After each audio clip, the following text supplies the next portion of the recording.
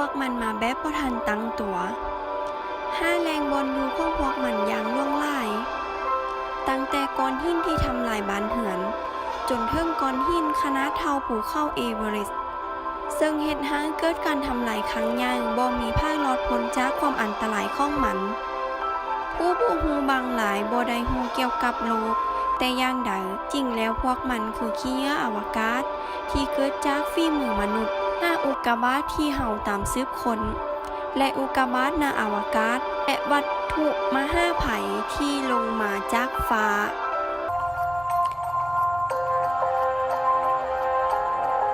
เวลา 11:39 นาทีวันที่ 6 ตุลาปี 2008 ณ หอเบิงดาวพาตาลีนารัฐอาริโซนาสังเกตเห็นบางสิ่งที่บ่เคยเห็นมาก่อนดาวเคราะห์น้อยดวงหนึ่งกำลังเคลื่อนที่มายังโลกด้วยอัตราความไวสูงกว่า 27,000 ไมล์ต่อชั่วโมงสัญญาณเตือน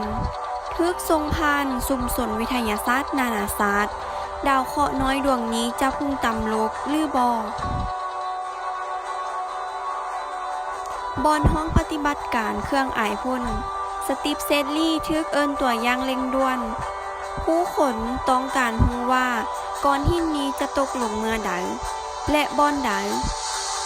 ต่อมาเซดลีย์คำนวณได้ว่าอันส่วนจะเกิดขึ้นในเวลาบ่ถึง13 ชั่วโมงประมาณ5 ชั่วโมง 45 นาทีตามเวลาแอฟริกาตะวันออก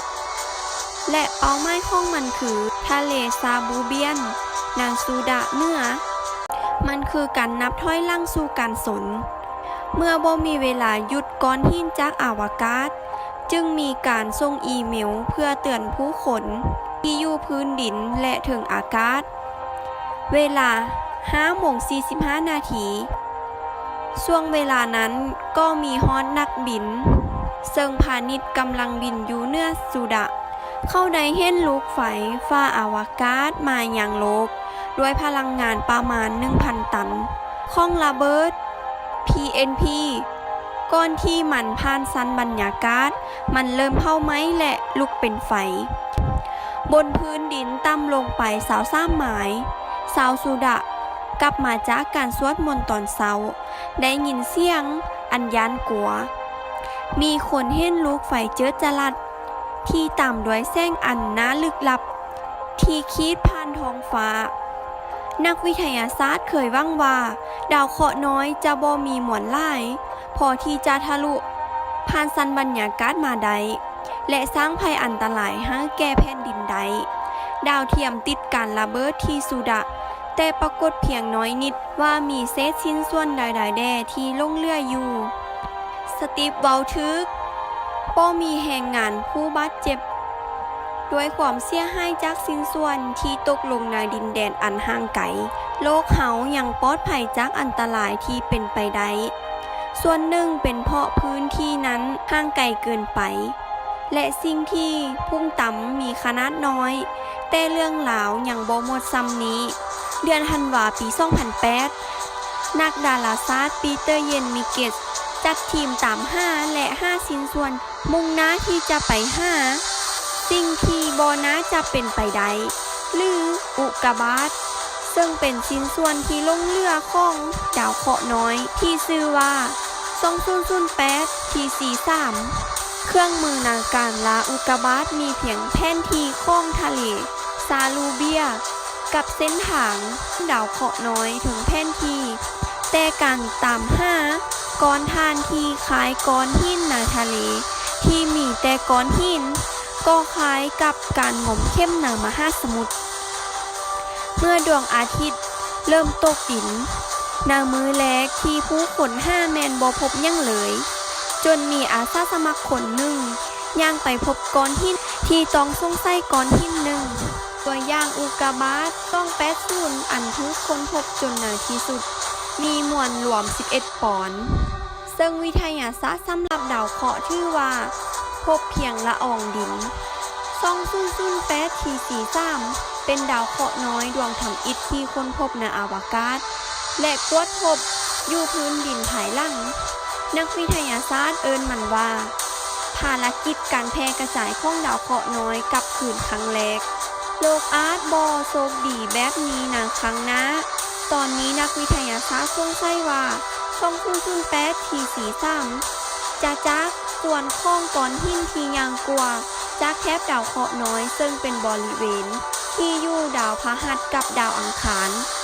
และเป็นบอนอยู่ของดาวเคราะห์น้อยและดาวห้าง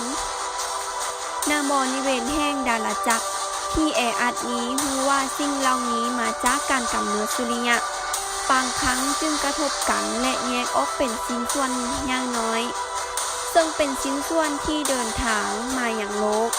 วัตถุกลางโลกได้เปลี่ยนสภาพแวดล้อมในอากาศ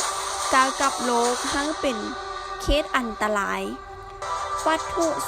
25300 ล้านปีโลกจะถือก้อนหินขนาดใหญ่เท่าเดินฟุตบอล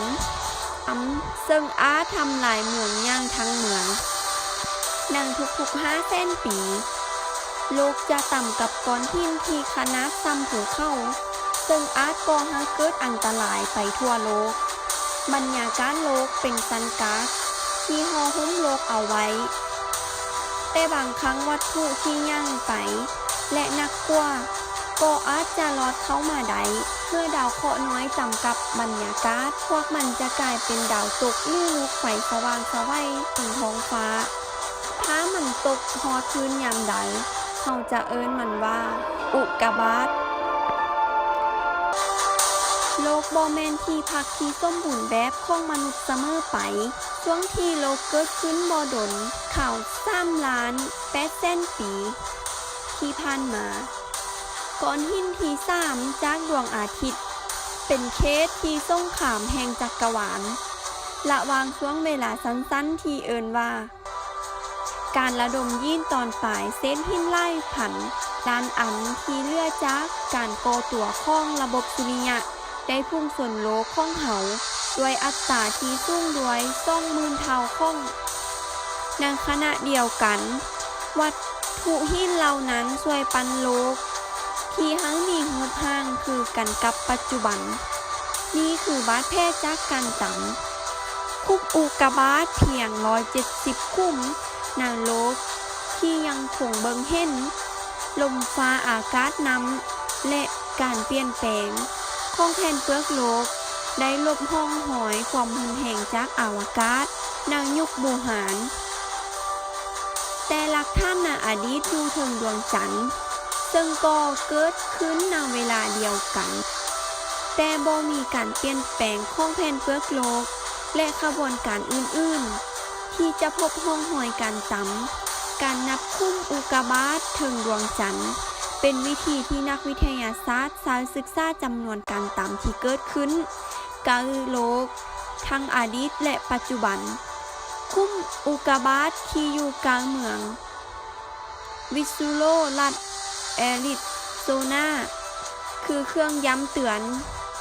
ที่ยังเหลืออยู่ของการทำลายล้างจากเคหะวัตถุและนักวิทยาศาสตร์ก็เริ่มเข้าใจถึงผลกระทบของอุกกาบาตที่หุนแหงเหล่านี้เมื่อ65 ล้านปีก่อนดาวเคราะห์น้อยเท่าเสือเข้าอีเวอเรสต์ตกลงค้างสมุทรยูกาตันในเม็กซิโกมันทำลายล้างเท่ากับระเบิด100 ล้านเมกะตันเฮ็ดให้เกิดคุ้มใต้ทะเล100 ไมล์ในที่สุดก็ถูกค้นพบในศตวรรษของปี 1980 การสูญพันธุ์ครั้งยังคุ้มอุกกาบาตกว้าง1 ไมล์และภูมิภาคที่ถูกไฟไหม้ล้วนเกิดขึ้นจากวัตถุในอวกาศอุกกาบาตตกมายังโลกเฮาตั้งแต่กันก่อกำเนิดของระบบสุริยะอันตรายของการกลับมาสู่โลกของยานอวกาศที่น้อยแต่ขี้เหงื่อในอวกาศนั้นบ่แม่นตั้งแต่ยุคอวกาศเริ่มเกิดขึ้นจรวดได้ขนส่งดาวเทียมหลายพันดวงขึ้นสู่วงโคจรรอบโลกของเฮาเป็นผลเฮ็ดให้เฮาปล่อยเศษต่างๆสู่อวกาศ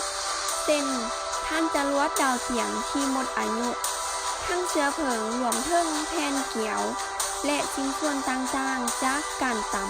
ำและการระเบิดเศษ